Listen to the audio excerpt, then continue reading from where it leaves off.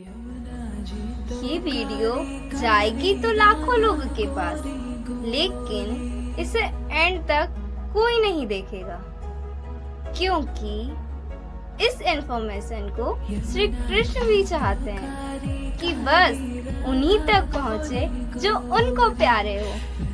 You have been knowingly or unknowingly manifested this today, क्योंकि इसका मतलब क्लियर है that you have attracted भगवान श्री कृष्ण का पर्सनल आशीर्वाद, क्योंकि इसी के साथ you have re-entered chapter 1 of our Bhagavad Gita series the Yatharth Roop, जिसका नाम है Observing the Enemies on the Battlefield of Kurukshetra। मुझे पता है अब आप कहोगे कि भागवत गीता प्रैक्टिकल नहीं है, उस जमाने की बुक इस जमाने के सॉल्यूशन कैसे देगी। अच्छा चलो मान लिया कि भागवत गीता 5000 साल पुरानी है, लेकिन प्रैक्टिकली पे तो कोई इशू नहीं है ना। आप प्लॉट तो सुनिए।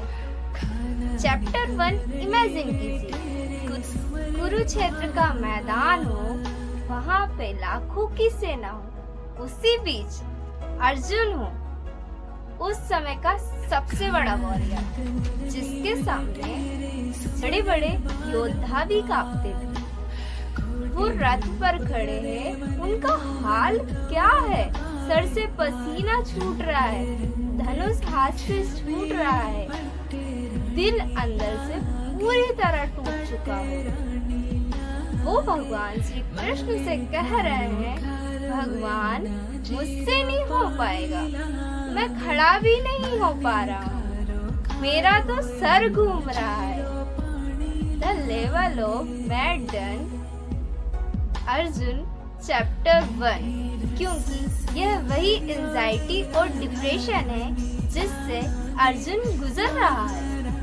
इसमें रिलेटिविटी का कोई इशू नहीं है, जो हमें लगता है कि मॉडर्न डेज की प्रॉब्लम है। Not state this point our life. हमें लगता है कि मैं तो सही हूँ ना, फिर मेरे ही साथ गलत क्यों।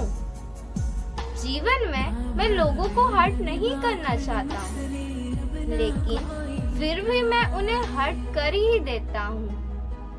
इस सिचुएशन के बाद लगा कि अर्जुन हार गया है, लेकिन यही वो सिचुएशन थी कि ट्रांसफॉर्मेशन शुरू होने वाली थी, क्योंकि difficultly is not equally of failure. अगर आप भी अपने जीवन में ऐसे ही कंफ्यूज्ड फेज से गुजर रहे हो, तो आप भी अपनी जगह सही हो, क्योंकि आपको भी आपका सॉल्यूशन अर्जुन की तरह मिल ही जाएगा। जब सेकंड चैप्टर में श्री कृष्ण पहली बार बोलेंगे, अभी तक आपने हमें सब्सक्राइब नहीं किया है तो जल्दी कर लीजिए, क्योंकि ये एंटी-ब्रेड सॉल्यूशन आपसे मिस हो जाएगा। And I know you do not want to miss out. Hare Krishna.